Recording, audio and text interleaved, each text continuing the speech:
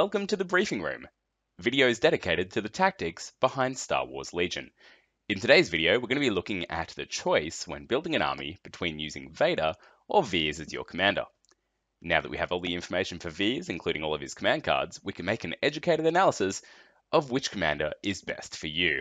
So in this video, we're first going to look at Vader, then look at Veers, and then discuss which leader, or commander I should say, I'll be using for my future army lists. First up, Vader. What is he? Vader is a beatstick, but is damn expensive. So, Vader is 200 points to start with. He is 8 health, so super beefy. To put that into perspective, an ATSD, only 11 health, so pretty close up there. He has a red defense die. He has no courage value. His courage is blank, which means he is pretty much fearless. Therefore, all the troops around him are never going to be running away, and he will never take suppression tokens. He has a movement value of 1, which we'll talk about a little later on. His main weapon, his only weapon, is Vader's lightsaber, which has 6 red dice, attack dice. Insane. So powerful. With impact 3 and pierce 3. So you're going to be doing serious damage to anything you get in contact with. But you do have to get in contact with it, and that's the hard part. His special rules, he's got Deflect, which helps with the defense and rebounding attacks back at your enemy. He's got Immune to Pierce, so lightsaber duels will not concern him. He's Master of the Force, which means that during the end phase, you may ready one of his Force upgrade cards. And he's Relentless, which means that after you perform a move action, you may perform a free attack. What he's excellent at is destroying certain things in an opponent's army, such as ATRTs, ATSTs, throwing his lightsaber with lightsaber throw, at airspeeders. He's great at denying objectives and creating an exclusion zone around certain objectives and certain parts of the board, which will be super useful on a 6x3 table. What he's not great at is having a lightsaber duel with Luke. Now, because Luke is so much more maneuverable, it's so easy for him to get the jump on Vader, which means that usually he can get kind of 2 or 3 attacks in before Vader's able to return some damage. So while it seems that Vader on face value is better, his attack dice are better, his health is better, his ability to use force powers is better, he's not going to be able to take Luke one-on-one. And that's why I think people are really underestimating Vader at the moment. But because in these first few weeks of the game, people are using kind of smaller point battles, we're using 3x3 tables, it really all comes down to a Luke versus Vader duel, and whoever comes out of that on top pretty much proceeds to maul the rest of your army. This is not what Vader's great at. In these situations, Vader's probably going to lose. Luke's going to come out on top. So I think people at the moment are saying Vader's not great, he's overcosted. Once we start hitting an 800 point battle, I think he'll become a lot more relevant and a lot more powerful. Upgrades that you need to put on Vader are mandatory. Saber throw. You have to put it on him. And the force upgrade that allows you to get the free dodge. I can't seem to think of the name now. It's gone blank. Which means Vader's going to come out at 225 points. You do not really want to run him without these, because you really have to be careful of defending Vader. So these free dodge tokens are going to be bulk essential. And also it means you're using Master of the Force, one of his abilities, which you're certainly paying for in his points value. When using Vader, make sure that you're being super careful with him. I'm seeing a lot of people just running him up the middle of the board and getting him into contact with anything as soon as possible. I think because he costs so many points, people are under this impression that they need to get the most out of him as soon as possible. Vader is a lot stronger in the endgame. It's a lot better to kind of use line of sight, blocking cover, just heavy cover you can get your hands on. Free dodge tokens, actually taking dodge actions to activate deflect, all these kind of things are going to help Vader survive into the endgame. If you're just marching him across an empty table into the entire opponent's army's firepower, you're going to be sorely disappointed. He will not stand up to that. In regard to his command cards, let's have a look at them. First, Implacable, his 1-pip command card. It reads, at the end of Darth Vader's first activation, he may suffer 1 wound to shuffle his order token into the order pool. During Darth Vader's second activation, he may perform, or he performs, 1 fewer action. So people are a little upset about this. They think Luke's 1-pip card is strictly better, and that allows Luke essentially to attack twice with no penalties. So he doesn't have to take that wound, he doesn't have to wait until his second order comes out of the pool. But here's the thing. Luke charges into anything that isn't Vader, he's probably going to wipe it out. Unless, of course, it's an ATSD. But if it's just a trooper unit, he's going to wipe that out. And then he has this second attack What's he going to do? He's going to shoot his pistol, maybe. He's certainly not going to be able to charge into another troop unit to engage, which protects a predominantly melee character.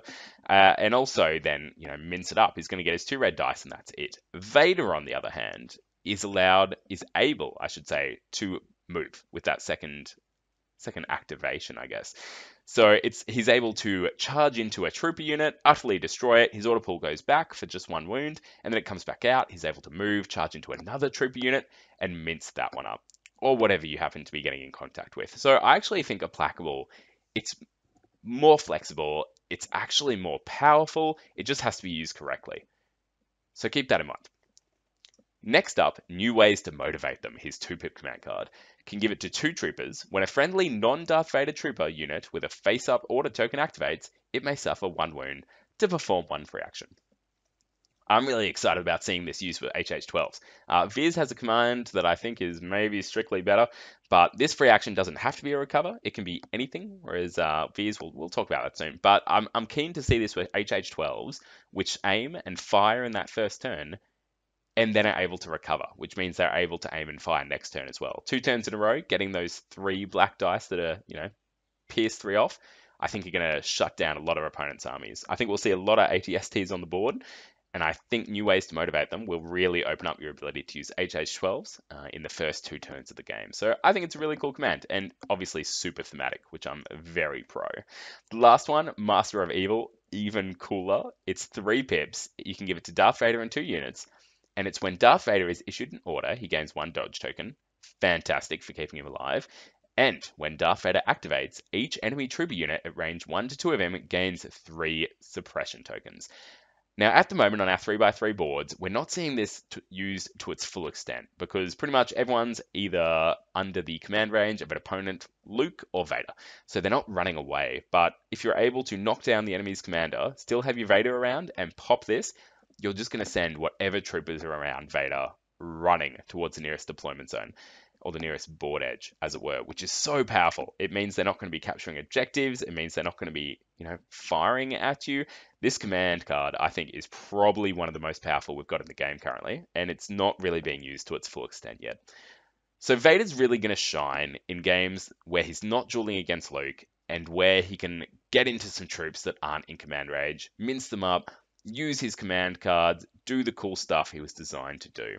In regards to what kind of army you want to put Vader in, probably not with an ATST. And this is a mistake I'm seeing a lot of people do, is they've got Vader, they've got an ATST, and they've got some troops, and that's it. I do not think Vader should be put in an army with ATSTs. I just don't think you can afford it and still have a well-rounded army. Vader's going to shine in armies that have lots of stormtrooper units, as he's making them all fearless, and some speeder bikes to get around the enemy, force them to move forward, away from your flanking positions, and into Vader's grasp. This is the kind of stuff I want to see him doing. Oh, I'm just looking at the art of Master of Evil. It's so good. All right, where was I? Yes, army list. So that's my recommendation to get the most out of Vader. I think he's super powerful. I think he's a great unit, but you really have to think about how you're using him, which seems counterintuitive. It just seems like you should be able to walk him up and destroy everything, right? Not so much. He's got a bunch of weaknesses, the main one being that he's super, super slow. He's only moving speed 1, so he's only going to get to certain positions and only be able to achieve so much. So how you use him, you need a plan for him right from the start of the game, and you need to send him in the direction where he's going to do the best work, and that is not towards Luke. Alright, that's Vader. Let's look at Veers. Veers was revealed fully recently. He is 80 points, utterly the antithesis of Vader. He's super cheap. He has 5 health. So, it's only 1 less than Luke. It's not terrible. He has a red defense dice as well. He has a surge that goes into a crit, which is quite nice. He has only a courage value of 2, so not huge. Someone gets 4 suppression tokens on Veers, and he's running away. Although if he's taken, that many hits from the enemy, he's probably hurting. He has 2 weapons. He has combat expertise with 2 black dice, and Veers' E11 blaster rifle, range 1 to 3 with 3 white dice and pierce 1. Look, you're not going to be using Veers to do serious damage. He doesn't have terrible damage output, especially with his precise 1 and sharpshooter 1 special rules, but that's certainly not his main focus. other special rules he has, and this is the one that really gets me going, is Spotter 2. Now it's an action, and it lets you choose up to 2 friendly units at range 1, and each chosen unit gains an aim token. Note that can be Veers himself, but you really want to use this to be giving aim tokens to things like ATSDs and other powerful units that allows them to then take 2 other actions. It may be move and shoot with an aim token because of Veers. Or, suddenly now, it has 2 aim tokens. So on weapons as powerful as the ATSD, if you really need to get things done with it, having 2 aim tokens may be super helpful. He also has Inspire 1. After your rally step, remove up to 1 suppression token from another friendly unit at range 1 to 2. Taking single suppression tokens here and there off troopers nearby will be excellent because it frees up their actions. Losing 1 action because of 1 suppression token sucks. So that's where Veers is really going to buff your troops and make sure you're getting the most out of them.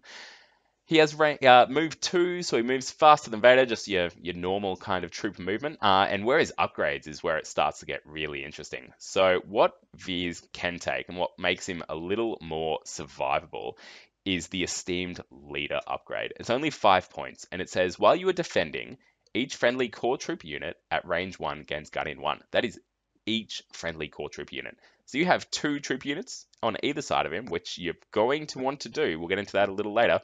They've both now got Guardian 1, and while a friendly unit at range 1 is defending against a ranged attack, you may cancel up to 1 hit. And then you take the wound onto that troop unit if you fail your defense save, etc. So essentially, that allows him to negate, if you've got 2 trooper units next to him, negate 2 hits a turn. And that's going to make him a lot more survivable than that 5 health first lets on. So don't be worried about how squishy he is. As long as you're not charging him up against Vader or against Luke, I think you'll find that with Esteemed Leader, he'll make it into the endgame. I think he'll do pretty well. All right, the strengths of Veers is that he buffs the hell out of the rest of your army.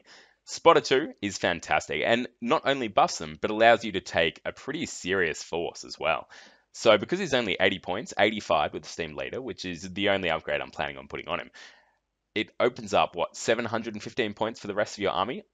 I want to run Veers with 2 ATSDs, but I'm getting ahead of myself. Other strengths that Veers has, he can do a bit of damage here and there. As a cheap trooper unit, kind of. Yeah, he can capture objectives, and you won't feel too terrible using him for that either. If you're holding down an objective while giving, Spotter 2 to 2 units near you, he's certainly not being wasted. That's his intent. He's there as a force multiplier for the rest of your force. His weaknesses is that he's not a beat stick. He is not great at killing things, so you're really going to feel it the first time you play with him, and you're up against Vader or you're up against Luke, and those Jedi or Sith are just mincing their way through your army, and you don't have a hard counter to them to put in their way as either a speed bump or as a wall to stop them, because putting Veers in combat with them would be a tragic mistake. You're going to want to keep Veers kind of at the back of your lines, well protected, with things in front of him as a distraction or as a speed bump to make sure that lightsaber wielding, maniacs are not getting into combat with him. The main strength, as I said, is that he opens up the rest of your force. The main weakness, pretty squishy and not as killy as Vader. The other main strength that I see are his excellent command cards. So now that we have all of them, I'll quickly go through them. His 1-pip command card is Maximum Firepower. And what that allows you to do, at the end of General Veers' activation, he may perform an attack with the following. So it's at range 4+, so things have to be quite far away from him. It is 4 red dice, and it has impact 2 and immune to deflect, which is super good against finishing off Luke or Vader after you've put a bit of damage onto them. This command card's a little counterintuitive. So it's 1 pip, which means you're going to want to use it kind of maybe turn 2, turn 3. Where going first will give you that big advantage of finishing off a powerful unit before it gets to attack, before it gets to have an impact. However, you want Veers to be a sizable distance away from your enemy when using this command card. If he's too close, he won't be able to target anything. So just keep in mind, this isn't an automatic throw red dice at whatever you want. Remember, he has to have line of sight as well. I'm pretty sure cover is going to come into it. So you're going to have to be quite canny and quite clever about how you use this command card, but it has the potential to be pretty damaging. Right, the 2-pip command card for Veers is Evasive Maneuvers. You can give it to 2 vehicles, When a friendly vehicle unit is issued an order, it gains 1 dodge token. Friendly vehicle units can spend dodge tokens to cancel crit results. This is amazing. My Veers armies, 2 ATSTs, 2 dodge tokens for this one turn where you pop this, laying down firepower. They've got aims token from Veers, so they can take that extra action to take a dodge. Just shenanigans. And you're going to find that ATSTs with dodge tokens will last a whole bunch longer. And for a whole turn, being able to spend them on crits as well, super powerful. You'll just be shutting down your opponent's kind of anti-armor offensive firepower for a whole turn. This is an amazing order. And people don't seem that excited about it, but I think it's just wonderful. But here's what's even better. His third command card, Imperial Discipline, General Veers and 2 units. When a friendly unit is issued an order, so this will be at the start of your turn, it may recover. HH-12s are really powerful weapons. They've got 3 black dice, and they've got impact 3, but they're hamstrung by being able, they're exhaustible, so you need to recover them to be able to use them. Being able to recover for free is insane. I remember a few weeks ago thinking, I just want to be able to recover for free, and that'll make HH-12s super usable, and we'll be able to shut down the opponent's ATST and airspeeders, and this is what does it. For me, this makes Veers so powerful just for this one turn of getting free recovers. Did I say it was 4 pips before? I meant 3 pips. Unsure if I said that. But yeah, so being able to recover for free is just so good. There's no downside. All of these command cards just super buff your army. They do awesome offensive stuff. Really like Veers. I really like his command cards. As I've alluded to and as I've discussed, the armies that I want to put him in, they've got 2 ATSTs in them potentially because he's so cheap. So you can afford to spend, 400, 450 points on these 2 huge other units while still having kind of 4 trooper units running around and Veers. That's insane. He'll do really well in units that are using speeder bikes as well. Maybe not. I mean, evasive maneuvers, by the time you want to use this, depends how far away your speeder bikes have gotten. But giving them dodge as well is going to be great because they're quite fragile. But for me, Veers is all about the ATSTs, which is thematic. I mean, he's kind of a vehicle commander, isn't he? Whenever we see him the only time we see him, maybe, in the original trilogy, or his main focus, I should say, is in the cockpit of an AT-80, just blasting stuff, leading this armored spearhead charge on the rebel position. So I loved what they've done thematically for Veers. I think his command cards are great. I think he opens up all kind of army list building potential. He's not a terrible unit himself. With Esteemed Leader, he's pretty survivable. And note, of course, you can't give Esteemed Leader to Vader either. Only to Veers. Makes him so much more survivable than the 5 health kind of alludes to. His 3 white dice, not overly great. His 2 black in close combat, not wonderful. So make sure when you're using Veers, using him what he's going to be good at, in the back line, supporting a couple of troop units with HH-12s, and either some speeder bikes or some ATSTs to give them those free dodge tokens and keep them fighting and keep them at peak efficiency for as long as you can throughout the game. So, which leader do I think is best? Which one am I most excited about using him? The answer, as you may have guessed, is Veers. Possibly because we don't have him yet and he's a bit new and exciting, but I really want more troops on the table. Whenever I play Vader and he's a quarter of my points, it just seems like such a point sink. I'm really about consistency with my armies, and having this 200-point unit that, if I'm not rolling that well, could just take out a huge chunk of my army if the opponent focus fires cleverly and the table doesn't have that much cover and my red dice just whiff. Losing a 200-point commander is just huge. Viz, on the other hand, you lose him, oh well, it was 80 points. My advice is just make sure in those first few turns you're using his specific unique command cards so that come turn 4 or 5, when he's probably going to be dead, you're not sitting on these awesome command cards that you now can't get any value out of. So there we go. So I think Veers is going to be wonderful. In regards to a competitive meta, I think Vader is still going to be super relevant, especially when we start seeing rebel commanders like Leia and Han on the table, where the games won't just kind of sink. What's the word I'm looking for? Just become this kind of Luke Vader duel off. That's not what Vader's designed for, and that's why I think people are a little disgruntled with him at the moment. When we start seeing more squishy rebel commanders without lightsabers, I think Vader will come into his own as just marching through your opponent's army. is so good at taking out ATRTs, and I think that's going to be the most popular unit for Rebels, and that's what will keep him being relevant in a competitive meta.